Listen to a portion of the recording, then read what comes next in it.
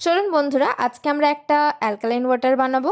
তার জন্য আমাদের কি কি লাগছে সেটা দেখে নেব। তো প্রথমেই আমাদের যেটা লাগছে সেটা হলো যে শসা কুচি, তারপর কিছু কেটে রাখা বিট দিয়ে দেব, এরপর দিয়ে দেব লেবু, দেন নর্মাল ওয়াটার মিশিয়ে নেব।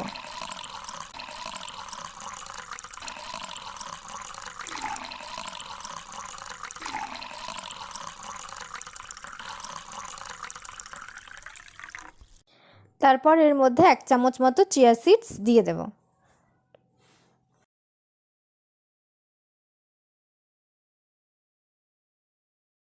তারপর ভালোভাবে মিশিয়ে নেব। দেন এটা ওভারনাইট আমরা ফ্রিজে রেখে দেব। দেন পরের দিন সকালবেলায় এটা আমরা কনজিউম করব। তো তৈরি আপনাদের অ্যালকালাইন ওয়াটার।